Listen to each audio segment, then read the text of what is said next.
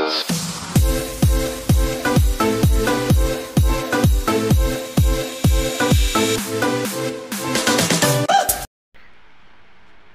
yun nga mga idol, welcome ulit sa another edition ng Berto TV sa Hungary. Itong ulit si Bert Donila. Hello, kamusta kayo? So, yun nga mga idol, tamang voice over lang tayo. Bali, papakita ko sa inyo ngayon kung paano i-connect si Ripon app sa inyong bank account. Yes po. Si Ripon po is yung po yung ginagamit natin na pag-recycle po yung machine po dito sa Hungary. Yes po, yung mga ink can, mga pep bottles, doon po nilalagay. Imbis na mag slip po kayo, yung mga barcode ba yun, bali direct na lang sa bank account nyo po. Yes po. So bali po una po is punta po tayong Play Store, search po natin si Ripon app. Yan po. Bali sa akin po naka-install na po. Yan po si Ripon. Open po natin yan or install.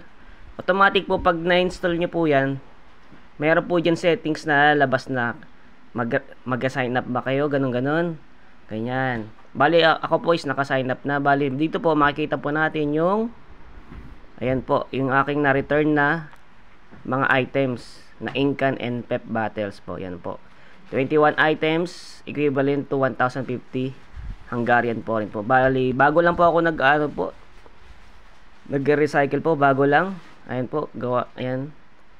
Tamang side lang tayo. Ayan po. Galing po tayong Lidl. Ayan, nakadalawang send tayo. Una 13 items, pangalawa is 8 items. Yes po. So, pakita ko po sa inyo. Yan, home.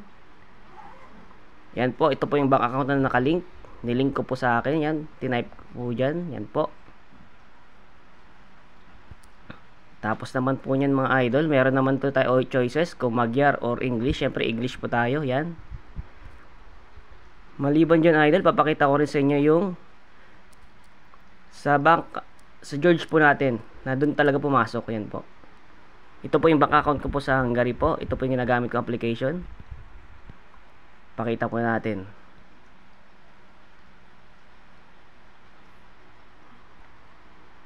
Yan po idol, oh. Nakita nyo yung Mumol, yan po yun. Yung dalawa, yan. Isang 400 at isang 650 po. Yes po, legit po siya mga idol. Yes po. Bali from Ripon app, direct na po sa bank. May choices po kayo mga idol. Pwede na nyo man po gamitin yung Ripon app na yan.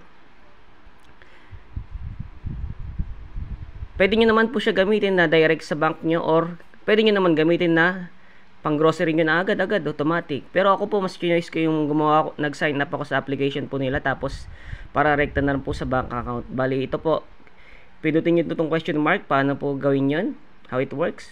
Yan po. Palagi po, uulitin ko po mga idol, piliin nyo lang po yung may 54 na bottles po. Yes po mga idol.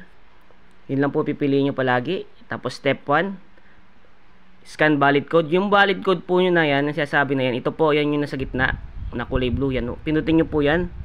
I-scan nyo po yan sa machine po. Yan. Yun yung pinaka-code nyo. Bali, nilalabas yun sa machine nyo po. Sa machine po at papakita yung login nyo. Yan.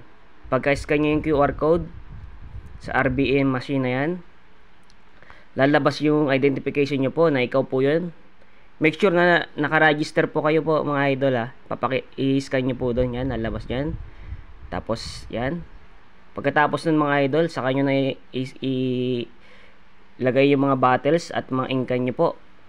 Kung kayo po ay mayroon na pong ganyan application po na ganyan, tapos nakapag-register na po kayo, make sure nyo po na na-scan po.